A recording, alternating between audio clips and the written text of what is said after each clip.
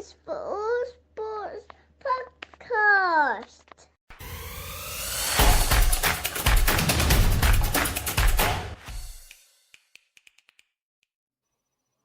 Welcome to the All Sports Podcast with me, Matt, and today, Joel. How are you, mate? Hey, Matt. All good, mate. How are you? Not bad at all, thank you. And Femi, how are you? All good, mate. Good to be here. Statue of Sir Lewis Hamilton outside Silverstone. Yeah, Thoughts? he deserves a statue. Here we go. That's one. Is it the driver or is it the car, though? On we go to F1, and it is this weekend the home of Formula One at Silverstone, the British Grand Prix, as I sit 10 minutes away from Silverstone. Grumpy that I didn't get my press accreditation for this weekend, but we'll let that side, Jonathan, if you're listening, because you're in trouble in your inbox. He definitely is. Oh, he's listening. Not let it go. See you next year.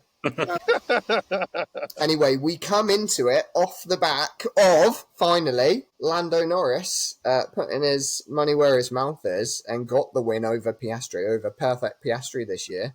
He's got the speed and he put it together. Hell of a response from Norris, isn't it? To the what happened the week before, the race before or whatever, to come out and drive with such maturity, which is something that we've levelled at him and others have levelled at him throughout the last couple of seasons. Yeah, shows incredible resilience, I think. So hopefully it's a good sign for the rest of the season for him. Yeah, I think so.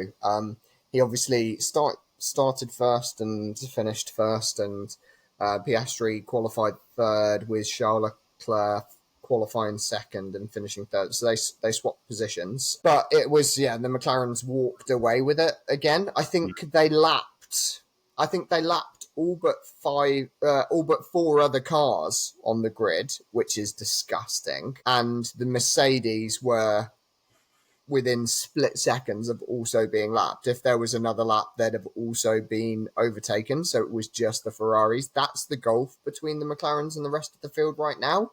So it really is between Norris and Piastri who can hold it together. And yeah, like you said, a great response from Norris. We know he's got the speed. He probably has the speed over Piastri, but he's probably more prone to mistakes. And Lando's out and out speed in qualifying and backed it up in the race, delivered. Piastri actually had a little bit of it's a bit harsh to call it a Norris moment. I'll call it a Stroll moment. He did a late dive on Norris, and then he got a little bit of a reprimand over the radio. They came over the radio to say just a little bit of feedback from the pit wall. And so from the bosses, that was, what did they say? That was too marginal. So don't do that again. And he subsequently didn't really have many more attempts that would have put him in a better position to overtake Norris. Norris parked his car really well and showed good pace throughout the race, and that's what he's got. We know he's got the pace. So yeah, the rest of the year is looking phenomenal. But this weekend, home Grand Prix for Norris, I don't think that piles pressure on him. I think he's buoyed by it. I think these are the kind of moments that Norris thrives on. So I think he's coming into it with the momentum, and I think that counts a lot for Lando Norris. Agree. Yeah, and I think they've got faith in the car as well. They're not coming into it thinking, "Oh, is the car going to perform?" or anything like that. Like, they're performing very consistently, and they know that they're going to be competitive, and they're the ones to catch. So, like you say, I don't think it's a pressure situation at all. I would say there's probably a bit more pressure on George Russell really to get a tune out of that car and try and put a performance in this weekend. Get a tune out of that car, but also tune out the noise from the media and the gossip columns on Max Verstappen coming to Mercedes. It was reported earlier in the week and that it's like concrete deals are being done between Toto and Max, and that George has rejected his 1+1 deal, a 1+1 deal that Lewis Hamilton famously had, and then opted out of the +1 extension to go to Ferrari. You'd have thought that Toto would have learnt from that a little bit, but Toto seems determined that Antonelli's going to be the future of Mercedes. George is the present, and he outscored Lewis in his last season. He was out qualifying him. He's done the same with Antonelli, and he is the better driver currently, but Antonelli's going to be the future. but who's going to be the present? Is it going to be someone like Max that could win you a world championship next year with the new regulations and a good car? And I think Toto's backing their development for the 2026 car, which is really exciting.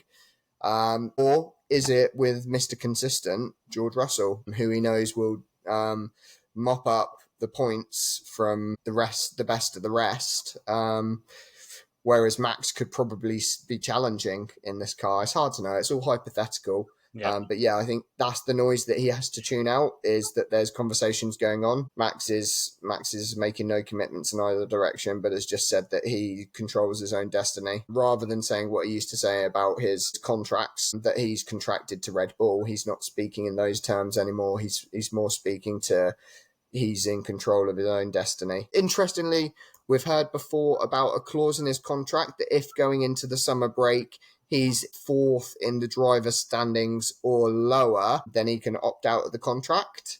The person that controls his destiny for that fourth position is actually George Russell, because he's 9 points behind him. So if George outscores Max going into the summer break could be relegated to fourth by George, and Max could supplant George at Mercedes. But that's the type of stuff that Russell can't be thinking about. He can't have that in his mind. How do you not? Well, because he's paid a lot of money not to be focused. Yeah. Do you know what I mean? I think it's really difficult because Mercedes aren't making it go away. They're not saying anything. No. If anything, you're right. They're fueling the fire. So, I understand that it's very difficult, but he just needs to put it to the back of his mind and focus on getting as many points as he can between now and the summer break. Yeah, the options of cars that George could go to if Max does come to Mercedes are pretty limited. He could go to Red Bull, who have obviously lost their chief designer in Adrian Newey, who's gone to Aston Martin. So the faith in the Red Bull's car for 2026 is low. He could potentially replace Alonso at Aston Martin, which would be the premier move for him, probably, if he was to move. The other options are pretty limited. Go into someone like Alpine. I mean, if I was a driver who's looking to be competitive and I saw Verstappen leaving Red Bull, I would not be in a rush to go there. He's not leaving there if they're going to be competitive. So, it would be a bad sign for that team if he was willing to go somewhere else, especially somewhere like Mercedes, who don't seem to be right on the cusp of them. No, they don't. As we said, there's a gulf between the McLarens and the others. The McLarens have obviously got their 2 number 1 drivers locked down for the foreseeable future with these massive, lengthy contracts and a phenomenal race car. 8 wins between them as well. So, roll on the British Grand Prix. After that, we've obviously got Spa, which is a fantastic race. We've got, is it a 2-week break before that? And then we have the Hungaroring the following week.